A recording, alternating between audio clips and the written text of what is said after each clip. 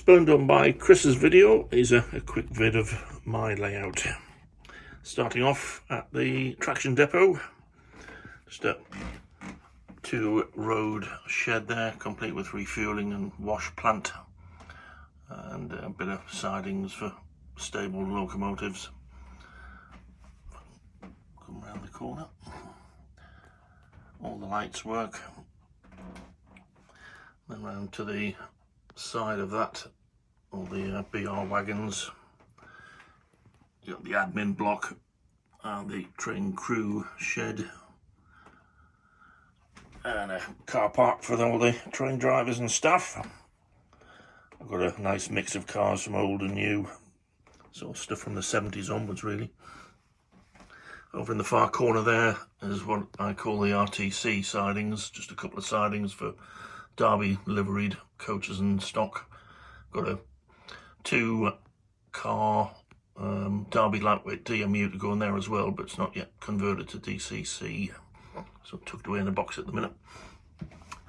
Then coming round, got the pub with barbecue going on as the weather's nice.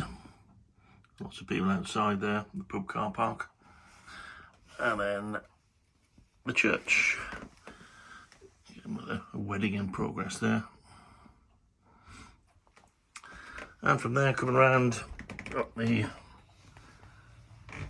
signal box, Raunds North, controlling the north end of the station and the entrance into the depot. SO garage there as well, just at the end of the station car park.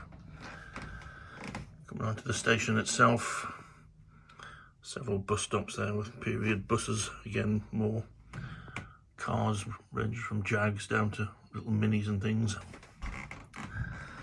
Platforms are basically just Hornby covered in sheets to make them look a bit more realistic.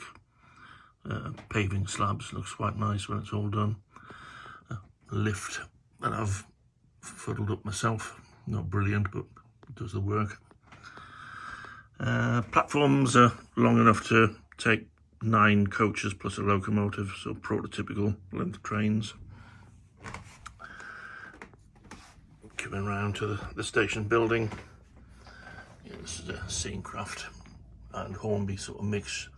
Painted it Midland red as it's a sort of fictitious station in the Midlands, with a bit of artistic license as to what comes through. And there's the Royal Mail Parcel Force building and various wagons there. A couple of sidings for DMUs and the parcel trains. And then the road that leads down to the civil engineering yard. Excuse these stanchions, they're a pain in the backside, but nothing I can do about those. Then coming down to the goods depot, just a single road with 2 buildings and a platform for unloading. That's the middle signal box there, controlling this area of the station to the south.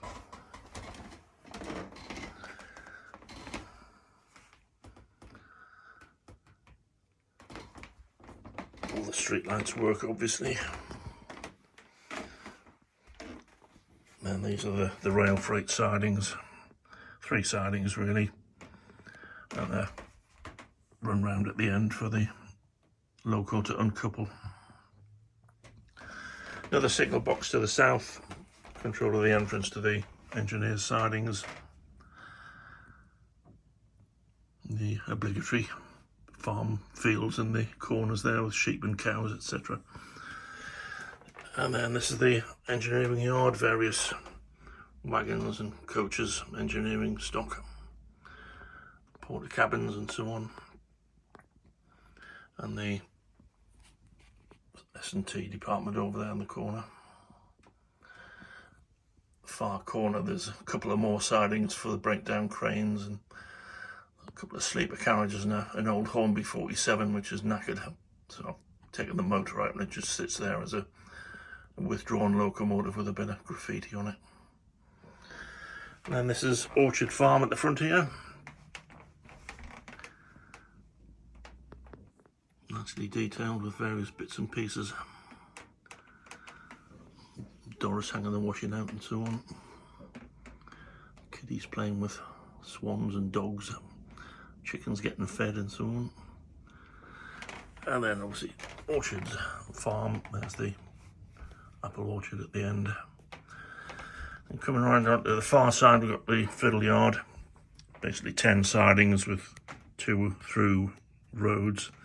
I was going to leave this without doing any scenery on it, but I thought, sod it, wanted to look nice, so it's all been ballasted properly and all the grass and so on added.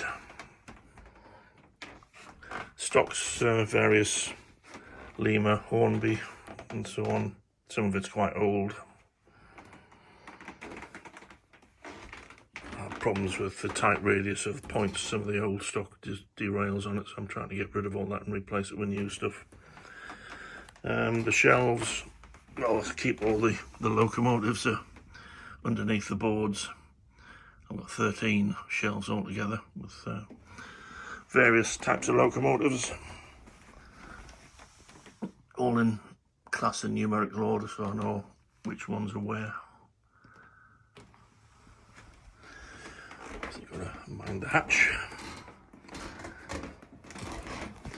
Then there's a few steam engines here as well. These are basically ones I used to see coming through West Ruislip when I was at Northolt, all the preserved locomotives doing specials. Got to put the train crews in them yet, and still a few more to be converted to sound.